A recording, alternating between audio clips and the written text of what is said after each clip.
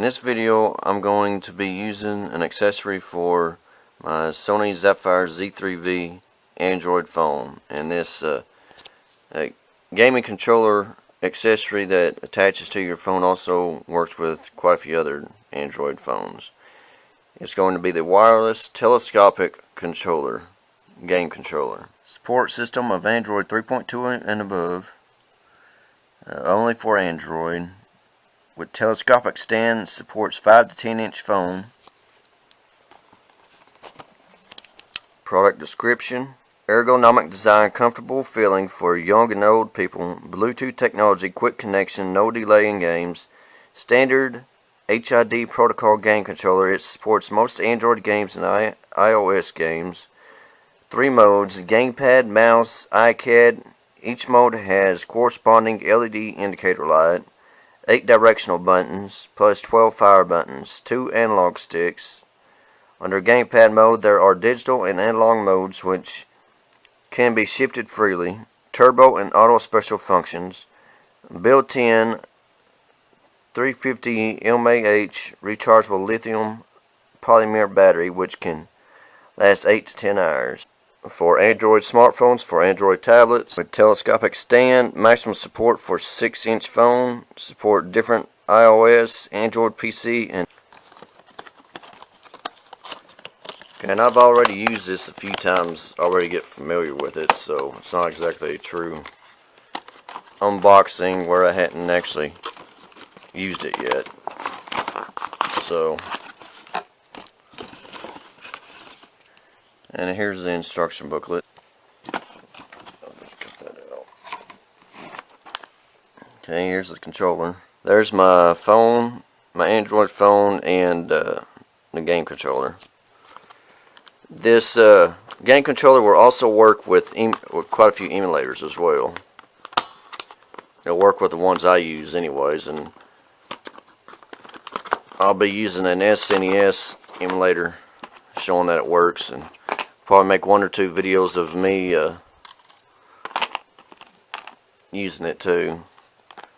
And there's the USB cord, and this thing's got a locking deal on the back of it, so when you slide it out,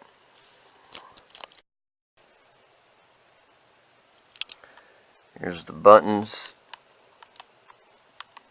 The joysticks seem like are pretty good to me anyways, although I'd kind of much rather want the D-pad up here and the joysticks right here on both sides.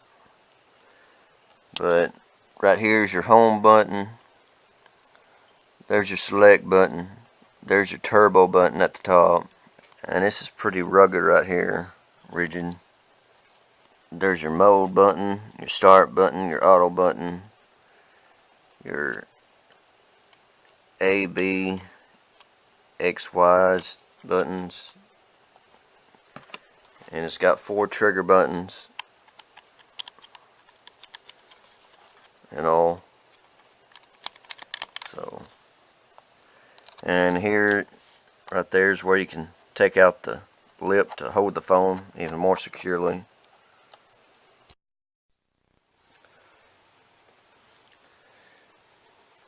Okay, now put it in here in the game thing. This is as wide as it goes, and this other side here will just retract back automatically. And here's the lock button. So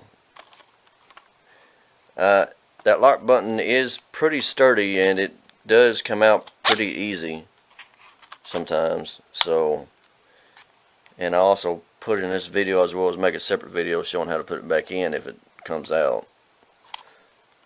But yeah, that's pretty sturdy switch. Got my stuff pretty organized on my phone, so it's easier to access and don't have a bunch of shit all over the place.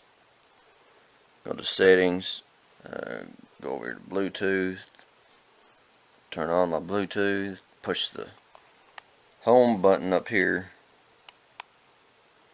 hold it down till that light goes blinking faster, like that, and then I'll go back over here, my settings, and go to refresh, searching for devices, and there's the BTC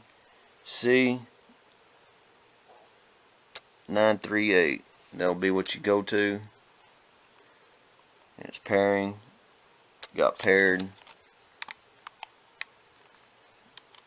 And now I'll go out of it, and I'll be using SNES 9X EX Plus emulator as an example. I'll go over here to load games, and I'll load Battletoads Double Dragon Ultimate Tag Team.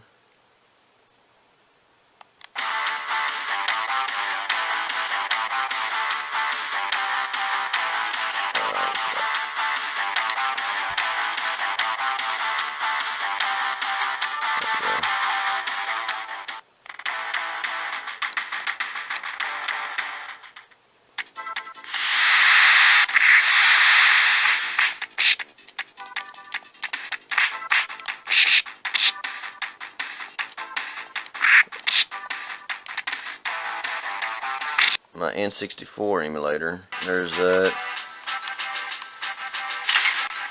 007 GoldenEye for N64.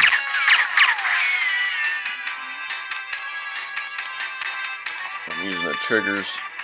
Got this one set up to fire.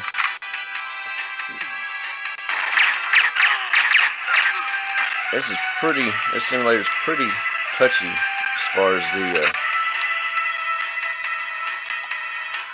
movement is with it, and this joystick here is like the C buttons on the N64.